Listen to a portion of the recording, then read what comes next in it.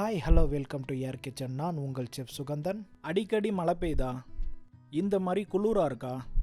சூடாக அதே நேரத்தில் ஆரோக்கியமாக ஏதாவது குடிக்கணும் போல இருக்கா? அப்போ உங்களுக்கான ரெசிபி தான் இது. உடம்புக்கு ரொம்பவே ஆரோக்கியமான hot and sir chicken soup எப்படி பண்ணுறது, அதுவும் ரொம்ப ஈஸியாக எப்படி பண்ணுறது அப்படிங்கிறத பார்த்துடலாம். இந்த சேனலை நீங்கள் முதல்ல பார்க்குறவங்களா இருந்தீங்கன்னா சேனலை மறக்காமல் சப்ஸ்கிரைப் பண்ணிக்கோங்க. அதே நேரத்தில் அந்த பெல் ஐக்கானையும் கிளிக் பண்ணிக்கோங்க. அப்போ தான் நான் போடுற இந்த மாதிரி இன்ட்ரெஸ்டிங்கான ரெசிபி உங்களுக்கு கிடைக்கும். வீடியோவை ஸ்கிப் பண்ணாமல் பாருங்கள். அப்போ தான் நான் சொல்கிற ரெசிபி உங்களுக்கு முழுமையாக புரியும். நீங்கள் வீடியோவை ஸ்கிப் பண்ணிங்கன்னா ரெசிபி மிஸ் ஆக வாய்ப்பு இருக்குது.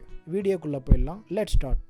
சூப்பு பண்ணுறதுக்கு ஒரு பேன் எடுத்துக்கலாம். கொஞ்சமாக எண்ணெய் ஊற்றிக்கலாம். அடுப்பை லோ ஃப்ளேம்லேயே வச்சுக்கோங்க. எண்ணெய் கொஞ்சம் சூடான உடனே இஞ்சி பூண்டு நறுக்கியது, வெங்காயம் குடை மிளகாய் நறுக்கியது, முட்டைகோஸ் கேரட் நறுக்கியது, ஸ்ப்ரிங் ஆனியன் நறுக்கியது, கொத்தமல்லி நறுக்கியது, சம்பல் பேஸ்ட் 1 டேபிள் ஸ்பூன். இந்த சம்பல் பேஸ்ட்டு உங்கள் வீட்டில் இல்லைனாலும் பிரச்சனை இல்லை. நான் ஒரு டெக்னிக் சொல்கிறேன், அதை நீங்கள் ஃபாலோ பண்ணிக்கோங்க. ஒரு 5லிருந்து 6 சிகப்பு மிளகாயை ஒரு அரை மணி நேரம் தண்ணியில் ஊற வச்சுருங்க.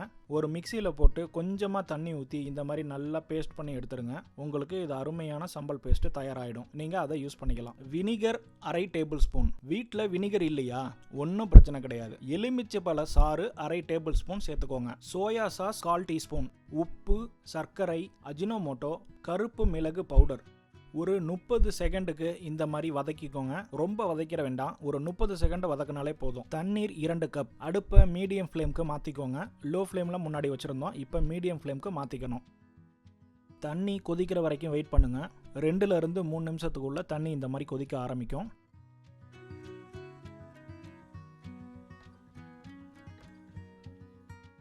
ஒரே ஒரு முட்டையை இந்த மாதிரி எடுத்துக்கலாம். இந்த மாதிரி நல்லா கலந்து விட்டுக்கோங்க. அந்த சூப்போட தண்ணி நல்லா கொதிச்சுக்கிட்டு இருக்கும்போது இந்த முட்டையை எல்லா பக்கமும் போடுற மாதிரி பரவலாக ஊற்றிக்கலாம். எலும்பு இல்லாத சிக்கனை ஆயிலில் ஃப்ரை பண்ணி இந்த மாதிரி சின்ன சின்னதாக கட் பண்ணி வச்சுருக்கேன், அதை சேர்த்துக்கலாம். நல்லா மிக்ஸ் பண்ணிக்கோங்க. ஒருவேளை நான் சிக்கன் சாப்பிட மாட்டேன், நான் முட்டை மட்டும் தான் சாப்பிடுவேன் அப்படிங்கிற ஆளாக இருந்தீங்கன்னா நீங்கள் இந்த சிக்கனை போடாமல் கூட இருக்கலாம். இந்த வெறும் முட்டையை போட்டு இந்த சூப்பை ரெடி பண்ணாலே சுவை ரொம்பவே அருமையாக இருக்கும். ஸ்ரீராச்சா காரமான சாஸ். ஒருவேளை இந்த சாஸ் உங்கள் வீட்டில் இல்லை அப்படின்னா நான் ஆரம்பத்தில் சொன்ன மாதிரி சிகப்பு மிளகாய் அரைச்சி வச்சுருப்பீங்கள்ல, அதை இன்னும் கொஞ்சம் ஜாஸ்தியாக கடைசியில் சேர்த்துக்கோங்க.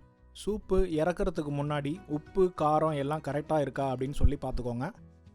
சூப்பு கொஞ்சமாக திக்காக ஆரம்பிக்கும். திக்கான உடனே நம்ம கொஞ்சமாக நறுக்கி வச்சுருக்கிற கொத்தமல்லியை சேர்த்துக்கலாம். இமீடியட்டாக ஒரு சூப் பவுலில் மாற்றி இந்த சூப்பை முடிஞ்சளவு சூடாக சாப்பிடுங்க. அப்போ தான் ரொம்ப நல்லது.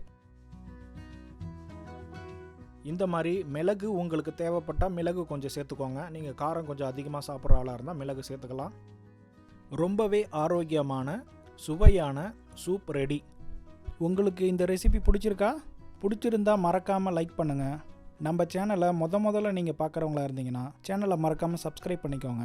அதே நேரத்தில் அந்த பெல் ஐக்கானையும் கிளிக் பண்ணிக்கோங்க. அப்போ தான் நான் கொடுக்குற இந்த மாதிரி இன்ட்ரெஸ்டிங்கான ரெசிபி உங்களுக்கு கிடைக்கும். மீண்டும் உங்களை அடுத்த வீடியோவில் சந்திக்கிறேன். அதுவரை உங்களிடமிருந்து விடைபெறுவது உங்கள் செஃப் சுகந்தன்.